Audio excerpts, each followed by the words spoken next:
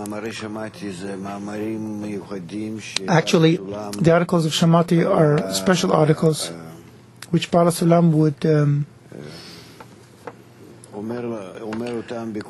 say on all kinds of occasions, during a meal or maybe during some talk, special talk. So it's not an article that you start and you finish.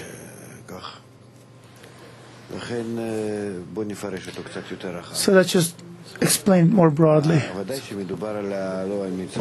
Of course, this is not talking about the historic Egypt, which is only a projection of spirituality, everything that happens in corporeality. But anyone who goes through internal states as he moves from this world to the end of correction, it's what states he goes through. In the beginning, a person just chases money, honor, power, knowledge, physical pleasures, human pleasures of all kinds, like all of us. And that's how we advance from generation to generation with our ego, which grows through life. In every one and in every generation, there's a different ego, and that's why we develop. Compared to the still vegetative and animate, we develop. And we want to satisfy ourselves through all kinds of pleasures, like family, home, car, vacations, status at work. The person wants to satisfy himself. And when we look at life in this way, it's considered that we are under the king of Egypt, which is our whole ego. And we serve him, and it gives us pleasure. It gives us a good reward because we're working for the king. Our ego wants us to do this and that. We do it, a certain effort, and we get satisfaction out of it. We enjoy life. Of course, no one can enjoy just like that, not even a thief. So he has to do something. He has to work, until he steals and all that. It's not simple, but it's a voluntary, something that we do out of desire. We want something, we get it. There's a pleasure that satisfies that desire. This is called getting a reward. We understand. I understand myself, my nature, my ego, this Pharaoh. I understand him, and we're okay. I bring him, meaning my ego, efforts. And afterwards, I get pleasure, I enjoy. So after a person works in this way for many years, many incarnations, he gets to a state where he has to grow. That time has come for him to rise above this world on a ladder of degrees from this world to the world of Ein Sof. That's a process that everyone must go through. And the period when he doesn't know anything, like a newborn baby, he doesn't know what it is, what our world is. So an ordinary person is like that too. But that time period is called many days.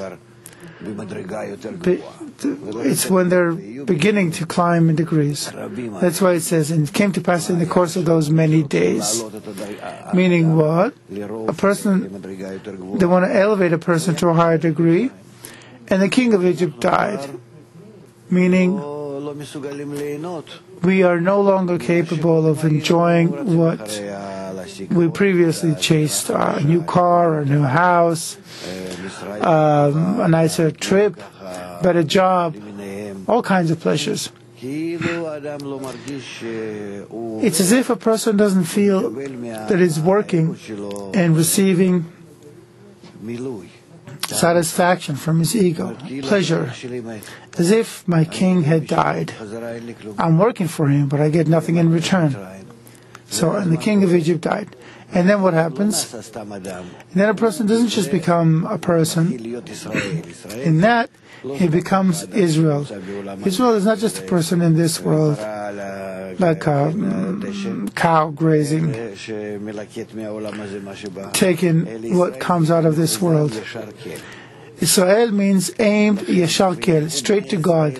That's why the children of Israel sighed by reason of the bondage. It's when a person is directed directly towards the Creator, which everyone must eventually traverse this route.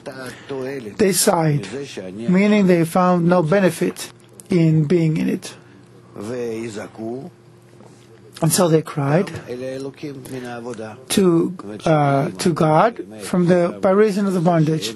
Meaning, even if a person notices that he gets no benefit and satisfaction out of life, he eventually cries. He begins to understand that here the cry has to be to God, to some higher force that deliberately gives him this bad situation. He takes the taste out of life. So in his heart he begins to curse his life and curse the upper force that's doing it. What can we do if we act that way out of our egoistic will to receive?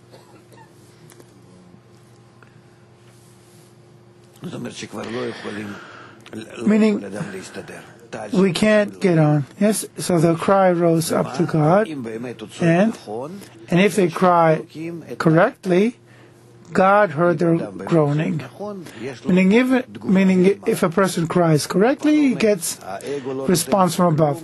Pharaoh is dead. Your ego doesn't give you anything. You have nothing to enjoy in this life. Everything is tasteless and dry and pointless. Yes, as people are asking, what is the meaning of my life? Or actually, what is the flavor? What is the taste of my life? Which is the beginning of the spiritual path. As Pastor asks in item 2 of the introduction to the study of the 10 Sefirot. He says that's where a person's spiritual path begins. So if they ask correctly, they cry, but a heartfelt cry, not just out loud so everyone hears. Then God hears their groaning. That's what it says in Exodus. Then what?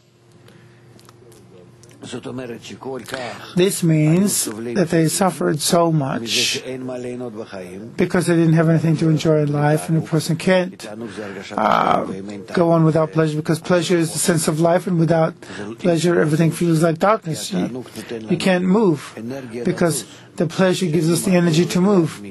When I move my hand from one side to another, the energy for doing it comes out of the understanding that in the next state I'll be better off. We should always feel the next state is better, and that gives us an ability to make that step, or to run away from evil, or to get to something better. In other words, there has to be a positive change from one to the other. And if they suffered so much that they could not bear it any longer,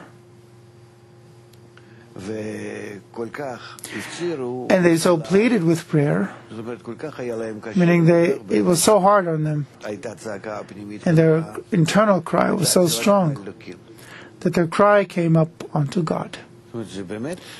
In other words, they came into contact with the Creator out of suffering. But it's not that simple. We can see that on ourselves.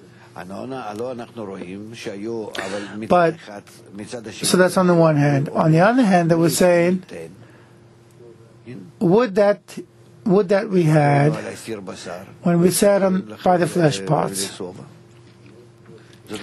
when we did eat bread to the full. In other words, they had it good. They had a good life. They all had a place to sleep, to stay. They all had a place to work. They were not hungry. They somehow got on.